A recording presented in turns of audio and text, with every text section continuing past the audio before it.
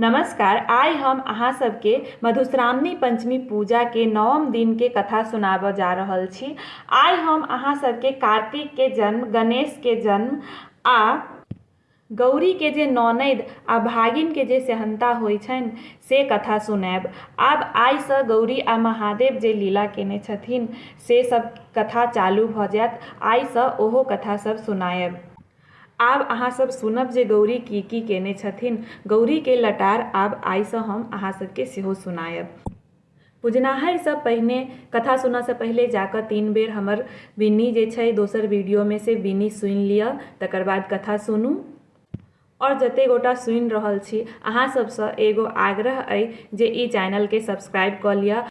आगाँ अहाँके ई चैनल पर सब पाबनि तिहारके कथा भेटत, ताहि लेल ई चैनल सब्सक्राइब कऽ कऽ राखि लिअ। चलू आब हम चलै छी कथा के ओर। आब कथा सुनल जाओ। 10म दिन। तारकासुर नामक राक्षस देवता सबके परास्त कऽ कऽ खूब उपद्रव मचौने छल आ ओ ब्रह्मा जी के तपस्या कऽ कऽ प्रसन्न कऽ कऽ हुनकासँ वरदान मंगने छल जे जँ हमर मृत्यु हैत तऽ महादेव के पुत्र के हाथसँ भऽ सकैए। तारकासुर के मृत्यु आ ओकर वध के लेल महादेव के पुत्र भेनाइ जरूरी छल। तारकासुर के मृत्यु केवल महादेव के पुत्र के हाथे भऽ सकैत छल। तैं हेतु कार्तिक के जन्म के उद्देश्यसँ आ शिव शक्ति के मिलन के उद्देश्यसँ एक दिन गौरी आ महादेव अमरनाथ गुफा के भीतर गेली।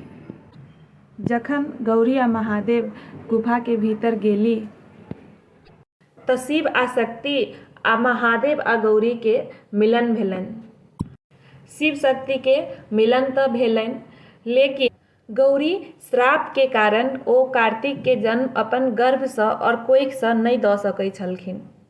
जखन महादेव तपस्या करै छलखिन और कामदेव अपन बाण चला कऽ हुनकर तपस्या भंग कऽ देने रहथिन आ महादेव अपन तेसर आँखि खोलि कऽ जखन कामदेव के जरा कऽ भस्म कऽ देने रहथिन तऽ ओतऽ रति देवी अपन पति के भस्म भेला पर गौरी के श्राप दऽ देने रहथिन जे गौरी कहियो अपन कोखिसँ कोनो संतान के जन्म नहि दऽ सकै छथिन, ओ कहियो गर्भवती नहि हेती। रति देवी गौरी के श्राप देने रहथिन कियाकि कामदेव के जे महादेव जरा कऽ भस्म कऽ देने रहथिन तऽ ओ एहि के कारण ओ गौरीये के बुझलखिन, ताहि लेल ओ गौरी के श्राप दऽ देने रहथिन। तऽ शिव शक्ति के जखन मिलन भेलनि, हुनका दुनू के शक्तिसँ, ऊर्जासँ, हुनका दुनू के मिलनसँ एगो ऊर्जा के उत्पन्न भेल। ओ ऊर्जा के ताप एते छल जे कोनो देवतो ओकर ताप नहि सहि सकै छल। ओही शिव शक्ति के मिलन के बाद जे ऊर्जा उत्पन्न होइए, ओही ऊर्जासँ कार्तिक के जन्म होइए। महादेव आ गौरी मिलन में लीन छल। बाहर देवता सब प्रतीक्षा में छलथि जे कखन कार्तिक के जन्म हैत आ कखन तारकासुर के वध हैत। ओ सब कार्तिक के जन्म के प्रतीक्षा में बाहर ठाढ़ छलथि, गुफा के बाहर।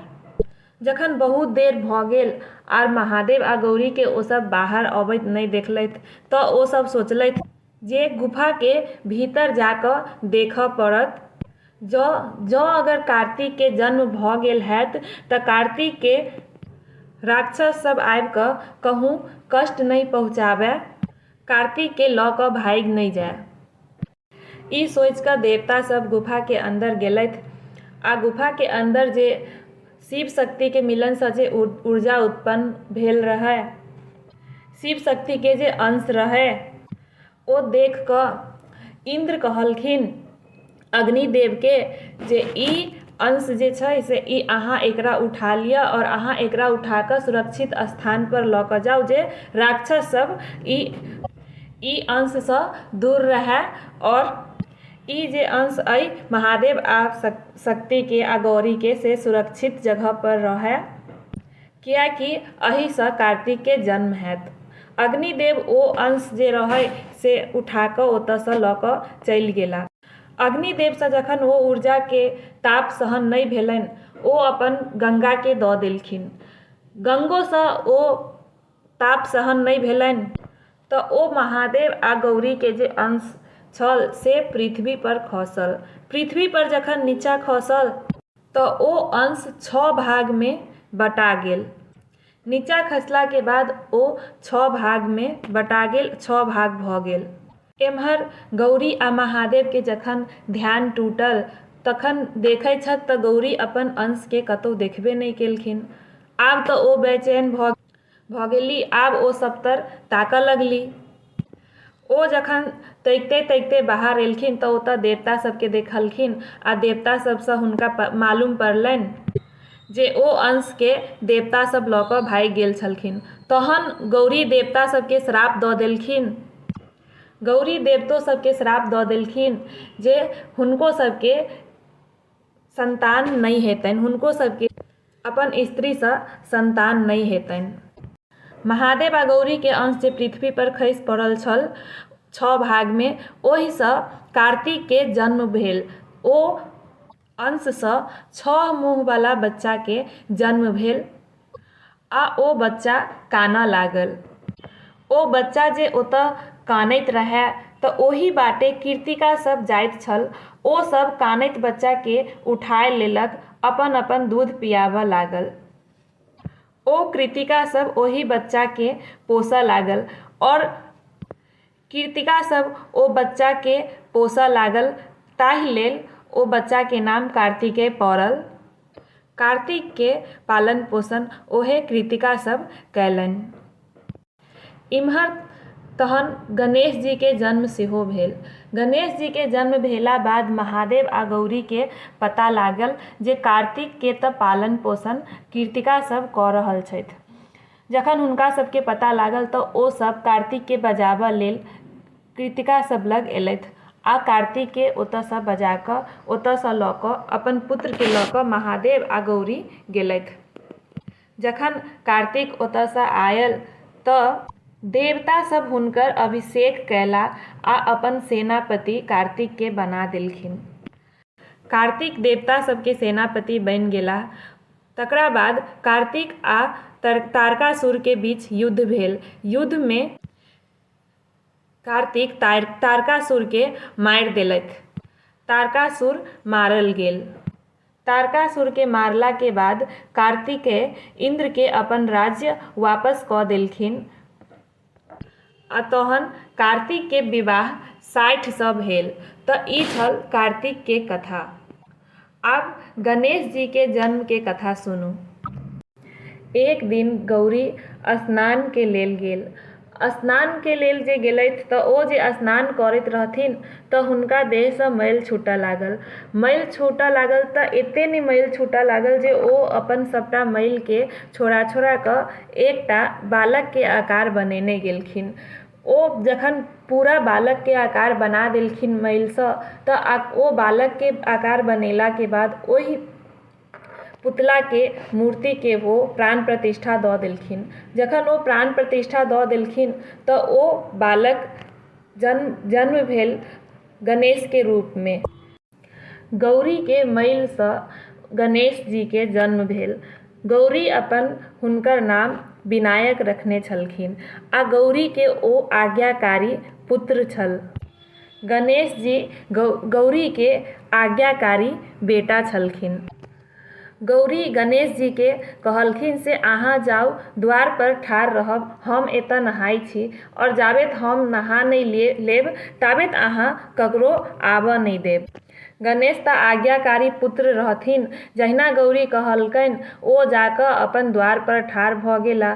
जात गौरी नहाइत रहथिन ओ सोचलखिन जे आब एतऽ हम किनको जाय नहि देबनि। ताबेत में महादेव ओतऽ आबि गेला। महादेव आबि गेला तऽ गणेश जी महादेव के जायसँ रोकलखिन। महादेव के कतबो कहला सुनला पर गणेश जी नहीं मानलखिन। ओ हुनका जायसँ मना केलखिन, ओ हुनका नहीं जाय देलखिन। तहन महादेव बहुत क्रोधित भऽ गेला आ ओ अपन उठलैत त्रिशूल उठा कऽ गणेश जी के मूड़ी काटि देलखिन। गणेश जी के धड़ आ मूड़ी अलग भऽ गेल। गणेश जी खसि पड़ला पृथ्वी पर। ताबेत में गौरी नहा कऽ बाहर एलथि। ओ जखन अपन पुत्र गणेश के हालत देखलखिन तऽ ओ क्रोध सँ सीधा काली रूप में प्रकट भऽ गेलखिन। ओ कहलखिन, हमर पुत्र के जँ किछु भेल तऽ हम ई पूरा सृष्टि के विनाश कऽ देबै। हमर पुत्र अखन चाही हमरा। हमर पुत्र हमरा या तऽ सुरक्षित आनि कऽ दिअ आ नहि तऽ हमर पुत्र के यदि पुनर्जन्म नहि भेल तऽ हम ई सृष्टि के विनाश कऽ देबै। तहन देवता सब आ महादेव हुनका समझा कऽ हुनका शांत करबेलखिन आ कहलखिन जे अहाँ चिंता नहि करू, अहाँ के पुत्र के से हम फेर सँ जियाएब। तहन महादेव देवता सबके आज्ञा देलखिन जे जाउ जंगल में जे जीव जे प्राणी सबसँ पहिले भेटत ओकर से सिर काटि कऽ लेने आउ। देवता सब जखन गेलथि जंगल में तऽ हुनका सबके सबसँ पहिले हाथी पर नजर पड़ल। ओहि हाथी के अपन सिर काटि कऽ देवता सब आनि कऽ महादेव के देलखिन। महादेव फेर ओहि सिर के आ गणेश जी के धर के जोड़ि देलखिन। गणेश जी फेर जीव गेलथि। ओहि दिन सँ गणेश जी के मुँह हाथी के मुँह सन छनि। जखन गणेश जी पुनः जीवित भऽ गेल तखन जा कऽ गौरी शांत भेली। गणेश जी के विवाह रिद्धि और सिद्धि संगे होइया। गणेश जी के 2टा पत्नी छनि। तऽ ई छल गणेश के कथा, गणेश जी के जन्म के कथा। कार्तिक आ गणेश के जन्म के कथा भऽ गेल। आब हम अहाँ सबके गौरी के ननैद आ गौरीन के भागिन के कथा कहै छी, सुनल जाउ। गौरी महादेव सँ एक दिन कहलखिन जे सभक ननैद अबैया, हमरो सेहनता होइया जे हमरो ननैद अबैत। ताहि पर महादेव कहलखिन, अहाँ ननैद के भार नहि सहि सकब। तखन गौरी कहलखिन, एतेक लोक कोना ननैद के भार सहै छै, हम किएक नहि सहि सकब। महादेव तखन जाकऽ कहलखिन, ठीक छै, तहन अगर अहाँ सहि सकै छी तऽ ठीक छै, हम अपन बहिन के बजा दै छी। महादेव तहन तुरंत अपन बहिन आसावरी देवी के बजा देलखिन। आसावरी देवी के पैर में खूब बड़का टाके बेमाय फाटल छल। एक दिन आसावरी देवी हंसी ठट्ठा में गौरी के ओहि बेमाय में नुका कऽ राखि लेलखिन। ओहि बीच में महादेव आंगन अयला। गौरी के तकलखिन किंतु गौरी कतौ नहि भेटलनि। गौरी तऽ बेमाय के भीतर में कानैत छलीह। ओ तऽ हुनका तऽ आसावरी देवी नुका लेने छलखिन अपन बेमाय के भीतर में। महादेव अपन बहिन आसावरी देवी सँ पुछलखिन, अहाँ के भाउज कतऽ छथि? ओ कहलखिन, हम नहि देखलियनि। महादेव परम चिंतित भेलाह। तहन आसावरी देवी अपन पैर जोर सँ झाड़लखिन। गौरी भट दऽ खसली ओहिमे सँ, बेमाय में सँ। तहन दुनू प्राणी भभा कऽ हँसऽ लगलाह। फेर एक दिन महादेव बहुत रास माछ अनलखिन। गौरी सँ माछ बनबौलनि। ननैद आसावरी देवी के कहलखिन जे गौरी, अहाँ बेटी धी छी आ अहाँ पहिले खा लिअ, तहन बाद में हम सब खायब माछ। आसावरी देवी खाय बैसली। ओ खाय लगली। खाइत खाइत ओ खंडक खंड माछ खेने गेली। गौरी देने जाथिन, ओ अपन खेने जाथिन। एहि तरहे आसावरी देवी सबटा माछ खा गेली। आब बेचारी गौरी के काँटो कनखुर नहि प्राप्त भेलनि। तहन गौरी अकछा गेली ननैद सँ आ महादेव सँ कहलखिन, आब हिनका विदा कऽ दियौन। एहन ननैद सँ हम आब बाज आबि गेलहुँ। आब हम तंग भऽ गेलहुँ। आब हमरा ननैद सँ मोन भरि गेल। महादेव हँसऽ लगलखिन आ कहलखिन, हम तऽ पहिनहे अहाँ के मना कऽ रहल छलहुँ। अहाँ के कहिते छलहुँ जे अहाँ ननैद के भार नहि सहब, लेकिन अहीं के जिद छला, अहीं के सेहनता छला। एतबे दिन में आब अहाँ तंग भऽ गेलहुँ। किछु दिन आओर रखियौन, तहन अहाँ के सेहनता पूरा भऽ जायत। गौरी नेहोरा करऽ लगली, हम कल जोड़ै छी, गोर लगै छी, हिनका आब जल्दिए विदा कऽ दियौन, नहि तऽ आब ई हमरो खा जैती। तहन महादेव समझा बुझा कऽ अपन बहिन आसावरी देवी के विदा कऽ देलखिन। फेर एक दिन पुनः गौरी महादेव के कहलखिन जे हे नाथ, हे स्वामी, हे महादेव, सबके भागिन अबै छै, सबके भैगना अबै छै आ सब मामीसँ हँसी मजाक करै छै से हमरो शौक होइए, हमरो सेहनता होइए जे हमरो भागिन अबैत।